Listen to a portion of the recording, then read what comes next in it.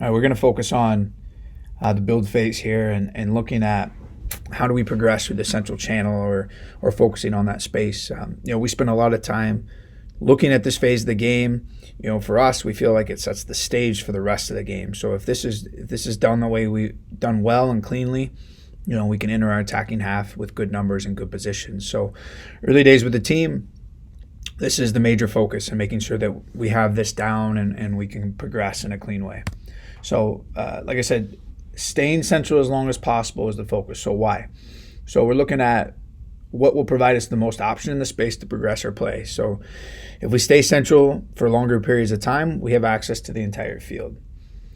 It also delays the opposition's ability to press and put us into their traps. So a lot of the pressing traps are based on that first pass into the width and using the touch line as a guide for pressing. So if we can avoid those traps as long as possible, again, it's tougher for the opposition and it goes against their strategy. Staying more central forces more of a defensive decision. If they have more space to defend, then they have to pick and choose which spaces they're willing to deny, and then obviously what spaces they're willing to give up. And then finally, it goes against the norm. So, as we look at most teams and how they start, especially at our level, the ball is going to get to the outside back pretty quickly, if they're going to decide to build up. So again, something's a little bit different. Most teams don't structure their press in this way. So again, how do we do things a little bit differently? Look at a little structure piece. So the how, we want to identify this space as something that we look for first. So as we talk to center backs, goalkeepers, anybody in that part of the field, can we build through the central channels first? That's our first look. Doesn't mean we have to play there, but we're always looking to see if that space is available. We also want to show some patience. And this is probably the biggest growth area, and as the team improved, is not releasing the ball too quickly. If we can be a little bit more patient, wait for one of the defenders to step, jump, which is another term for coming out and to press us, that will start to reveal some solutions. But sometimes we play too fast and the solutions aren't there yet. We haven't given the defenders time to actually make a choice. Positioning, we want to be behind lines of pressure and between defenders. So sitting in those gaps, and can we occupy, more than one defender as an individual? And how does our positioning give us that chance? We use a lot of the third man. So how do we progress using that? We skip a player and then that next player arrives to support, especially in the collegiate game where a lot of man-oriented pressing takes place. How do we use that against the opposition? And then we use this as we continue to focus on progressing the free player. And we'll see that numerically a little bit. But if we have a +1 to start the game in the back, how do we move that +1 up the field? Quick image of above, trying to find a good example of how you can see the whole team. And obviously you can't see quite everyone, but kind of see this is early days, first conference game, and how we're looking about how we're structured. You can see we play a lot from these ideas of the diamond, so that gives us a chance to play through and play around.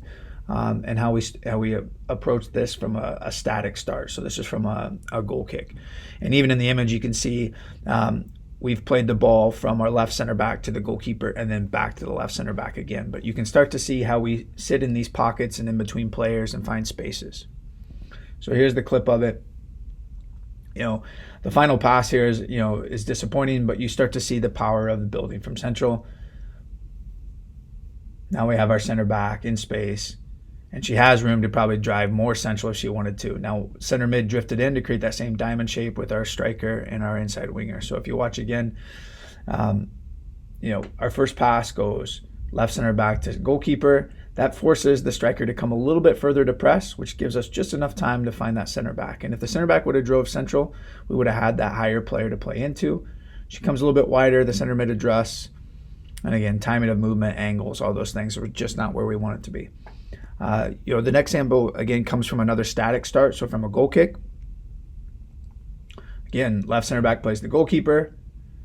Now the goalkeeper's checking that space, and we're off and running.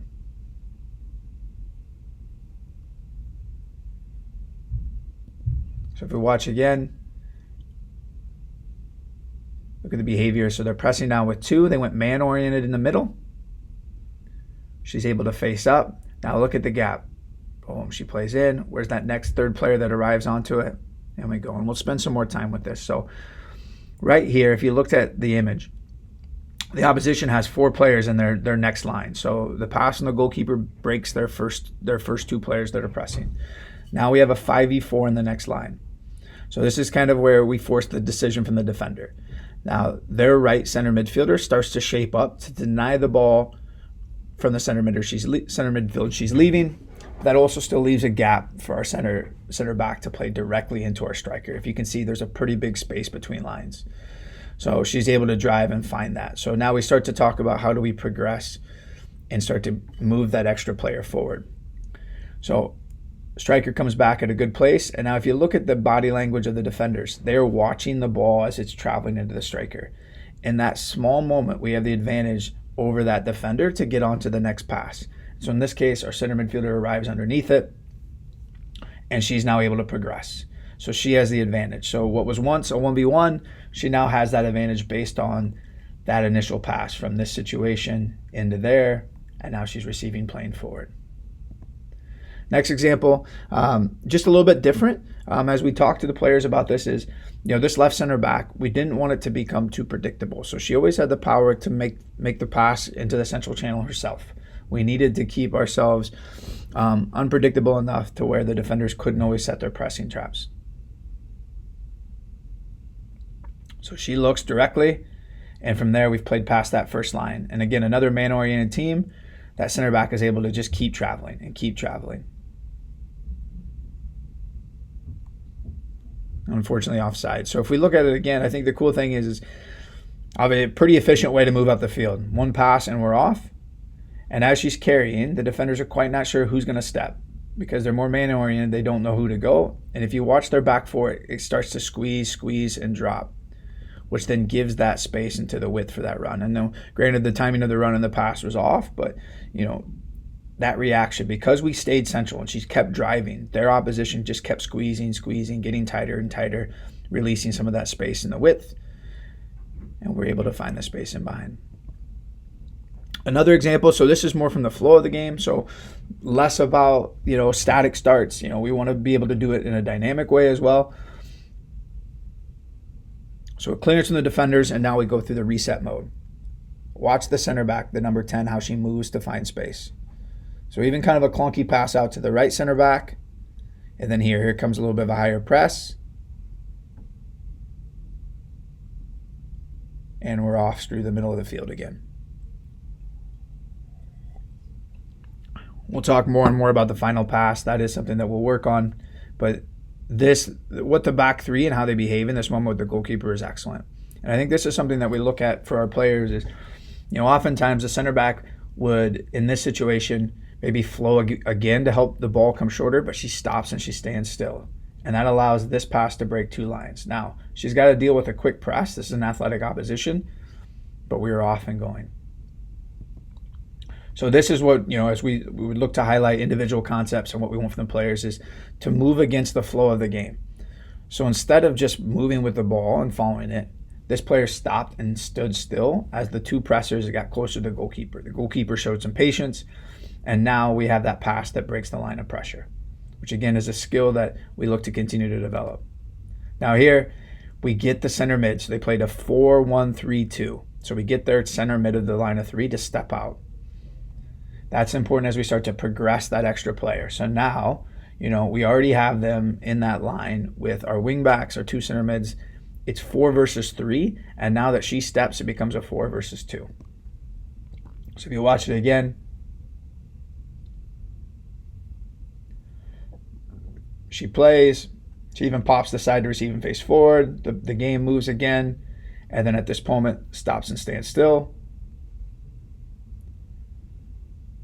And she does really well dealing with the pressure here, releases it on, and now we have that extra player facing forward. And we have players in the width on the right, we have players on the width on the left, and those are passes that we're looking at. But if you would think about kind of like that initial idea of getting the game to stay squeezed, this really allowed us to attack in the width if our center mid recognized that space. So overall, hopefully you start to see some of this. These are early days.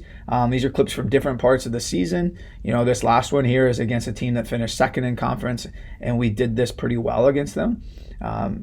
Again, it's just the repetition, and then as we start to recognize where is the space, look how tight that their back four is. We've got tons of room in the width to attack them and take advantage.